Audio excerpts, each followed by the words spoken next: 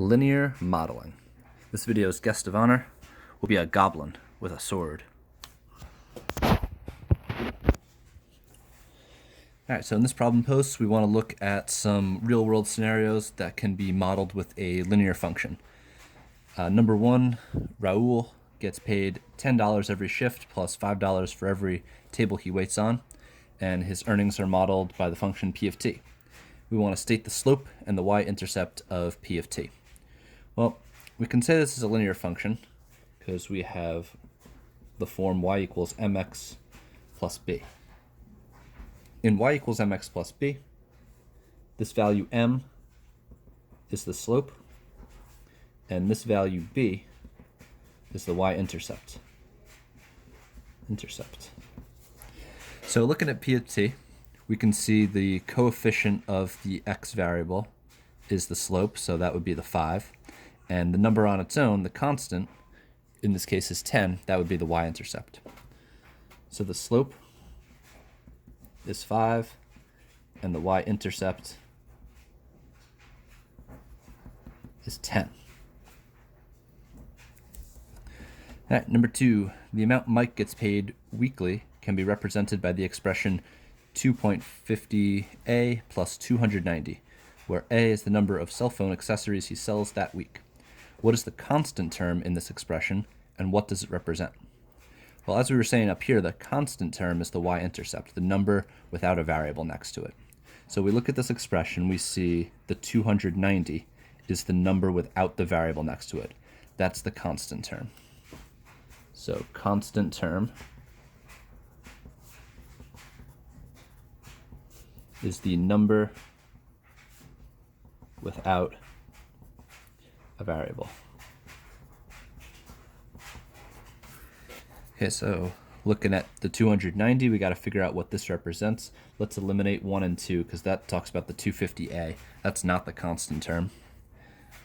And a in this expression is representing, let's see, where a is the number of cell phone accessories he sells.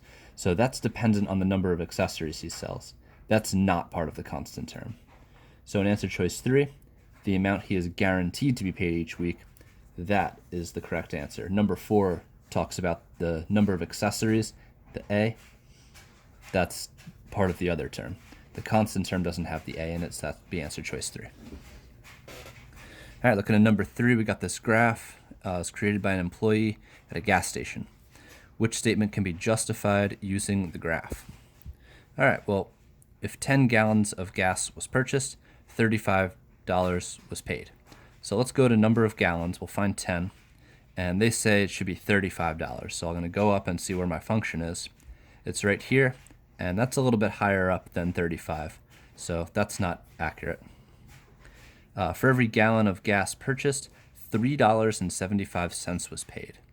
All right, so it's tough to find 1 on this graph. It looks like it could be somewhere around 3.75, but we can't know for sure because we don't know exactly where 1 is, and we don't know exactly where 3.75 is. What we can do is use a definite point on this graph. I recommend this one, a definite point being right on the intersection of these grid lines. And we can do some division to find the unit rate. So that unit rate is going to be the y value divided by the x value. So k, the unit rate, is y over x. So my y value here is 15, and my x value here is 4. So I'll do 15 divided by 4, and we'll see how much it costs for 1 gallon. So 15 divided by 4, look at that, 3.75. So it looks like this is accurate, $3.75 for 1 gallon of gas. And this graph is showing pretty much that, right? If I found 1, 3.75 makes sense for that area. So answer choice 2 will be correct. Let's just eliminate the other 2 to be sure. For every 2 gallons of gas, it's $5. But if I go to 2, we're not on 5, we're above 5. So that can't be the answer. And if 0 gallons of gas were purchased, 0 miles were driven. Interesting, right? Because we're talking about cost of gas. They're introducing a whole new idea here. This graph has nothing to do with driving miles. This is just talking about numbers of gallons and cost. So it can't be 4 because miles has nothing to do with this graph. All right, looking at number 4, Tanya is making homemade greeting cards. The data table below represents the amount she spends in dollars, f of x, in terms of the number of cards she makes, x. We got to write a linear function, and then we got to explain what the slope and the y-intercept mean in this context. Okay, so to write a linear function, given some points, these are all coordinate points, I'm going to use 2 of them. I'm going to use 6, 9, and 10, 12. I'm going to treat this as the coordinate point 6, 9, and this one as 10, 12. This will be x, y. And I need to fit this into a linear function. Linear functions are y equals mx plus b. So here I have to find the slope, and then once I get the slope, I can use these points to plug in to get the y-intercept. So let's find slope first. To find slope, I'm going to use my rate of change formula, y2 minus y1 divided by x2 minus x1. So here are my coordinate points, 6, 9, and 10, 12. I'll label them as such, x1, y1, x2, y2, and then I'll just throw them into this formula here. So I'll have 12 minus 9 divided by 10 minus 6. That'll give me 3 over 4, which is also 0.75. Okay, so going back to y equals mx plus b, I now have m. So this equation will be y equals 0.75x plus b. Now, we have to find b. We're going to need to find values for x and y. We have them here in this table, 6, 9, or 10, 12. Either one would work, or you could use another one, up to you. I'm going to stick with 6, 9. They're the smallest integer values. So that's why I chose them. So 9 equals 6 times 0.75 plus b. No, I commuted this, but that's fine. I switched the order, right? X came after, but it doesn't matter. We'll get the same answer. 6 times 0.75. 6 times 0.75. We get 4.5. So 4.5 plus b is equal to 9. We just need to subtract 4.5, and b will be 3.5. 4.5. Of course. 4.5. Okay, so now I have the value for m, it's 0.75. I have the value for b, it's 4.5, and now I need to go back and write a function, y equals mx plus b. However, we got to be careful here because they said that the output value should be f of x. Looking at the New York State Regents exam, if you use y instead of f of x when the question specifically tells you to use f of x, you will lose a point. So let's be sure to use f of x for our output. We'll say f of x equals our slope 0.75, our input value x, plus b, 4.5.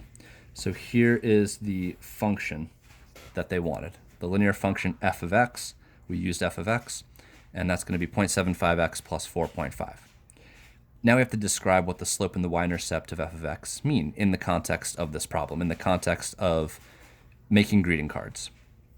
So our slope is 0.75. That's what we found with the variable m. Slope is always the coefficient of the input, and the y-intercept is the constant, the number on its own. Okay, so let's say the slope,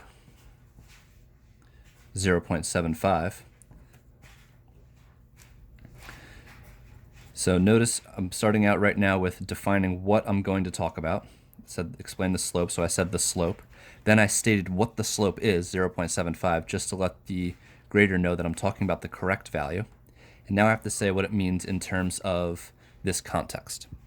So rereading the problem, it says Tanya is making homemade greeting cards. The table represents the amount she spends in dollars, f of x, in terms of the number of cards she makes, x. So every time she makes a card, it's going to cost her an additional 75 cents. So the slope 0.75 represents the cost of making one card. So that slope value is like what we would call our unit rate. Just like we talked about in number 3, we found what is the price per one. Just like here, every time we make one greeting card, it's going to cost 75 cents. Okay, so there's our representation for slope. Next, we have to discuss the y-intercept. So we'll say the y-intercept, which is 4.5. So we stated again what we're going to discuss, the value that it is, so the rater or the grader knows exactly what number to which we are referring. And in the context of a cost of making greeting cards, this is a one-time fee. So this is probably the startup cost to make these cards. So maybe, for example, Tanya had to purchase some sort of machine that could print the greeting card, and then X would represent the actual price of getting a card and the ink involved in producing one card. So y-intercept 4.5 is the initial cost. We can either stress one time as the initial one-time cost. So we only pay this once when we start out, and then we never have to pay that 4.5 again. It's not dependent on the number of cards we make. So the y-intercept 4.5 is the initial one-time cost to make cards. So again, that could refer to perhaps a machine she purchased that could make these greeting cards, whereas the slope is just every time she makes a card, it's going to cost her that much. So either the number of cards or the ink used to print on that card.